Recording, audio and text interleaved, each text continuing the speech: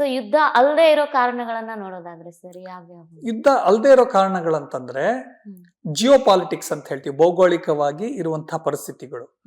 China ಯಾವಾಗ ಇವರು Trump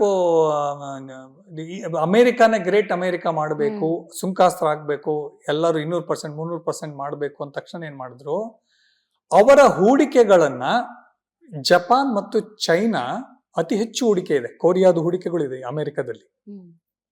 ಯಾವಾಗ ಅವ್ರು ಇದೊಂದು ಪ್ರಾಬ್ಲಮ್ ಶುರುವಾಯ್ತು, ಸಮಸ್ಯೆ ಕಾಣಿಸ್ತಾ ಇದೆ ಅಂದ ತಕ್ಷಣ ಏನ್ ಮಾಡ್ತಾ ಇದ್ರು, ಅವರು ಡಾಲರ್ ಬಿಲ್ಗಳಲ್ಲಿ ಇಡ್ತಾ ಇದ್ರು, ಟ್ರೆಜರಿ ಬಿಲ್ ಅಲ್ಲಿ ಇಡ್ತಾ ಇದ್ರು, ಬಾಂಡ್ಸ್ ಅಲ್ಲಿ ಇಡ್ತಾ ಇದ್ರು ಅವ್ರ ಹಣನ. ಅದನ್ನೆಲ್ಲ ಅವರು ಕಡಿಮೆ ಮಾಡಿ ಗೋಲ್ಡ್ಗೆ ಹೋದ್ರು.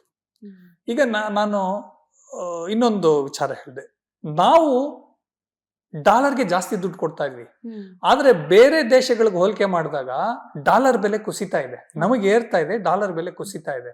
ಯಾತಕ್ ಹಂಗಾಯ್ತು ಅಂತಂದ್ರೆ, ಅಮೆರಿಕದಲ್ಲಿ ಏನಾಯ್ತು, ಅವರು 33 ಟ್ರಿಲಿಯನ್ ಡಾಲರ್ ಅಷ್ಟು ಸಾಲ ಇದೆ ಅವ್ರ ಹತ್ರ ಅಂತ ಒಂದು. ಎರಡನೇದು, ಅವ್ರು ಇಂಟ್ರೆಸ್ಟ್ ರೇಟ್ಸ್ ಅನ್ನು ಜಾಸ್ತಿ ಕೊಡ್ತಾ ಇಲ್ಲ, ಅದು ಟ್ರೆಜರಿ ಬಾಂಡ್ಸ್ ಮೇಲೆ ಕಡಿಮೆ ಮಾಡಿದ್ರು ಅಂತ ಒಂದು. ಮೂರನೇದು, ಈ ಸಾಲ ಇರೋದಕ್ಕೆ ಅವರು ಅಪಮೌಲ್ಯ ಆಗ್ತಾ ಇದೆ ಅಂತ ಅಂದ್ಬಿಟ್ಟು, ಇದೇನೋ ಪ್ರಾಬ್ಲಮ್ ಆಗ್ತಾ ಇದೆ ಅಂದ್ಬಿಟ್ಟು ಅವರ ದೇಶದಲ್ಲಿ ಈ ಜಪಾನ್ ಕೋರಿ ಯಾರು ಹೂಡಿಕೆ ಮಾಡಿದ್ರು, ಅತಿ ಹೆಚ್ಚು ಹೂಡಿಕೆಗಳು ಮಾಡಿದ್ರು, ಅವರೆಲ್ಲ ಅದನ್ನ ಕನ್ವರ್ಟ್ ಮಾಡೋಕೆ ಶುರು ಮಾಡಿದ್ರು. ಅಲ್ಲಿ ಮತ್ತೆ ಗೋಲ್ಡ್ಗೆ ಬೇಡಿಕೆ ಜಾಸ್ತಿ ಆಗ್ತಾ ಹೋಯ್ತು. ಸೊ ಇದು ಯುದ್ಧ ಅಲ್ಲದೆ ಇರುವಂತಹ ಕಾರಣ, ಆರ್ಥಿಕತೆಯೇ ಕಾರಣ.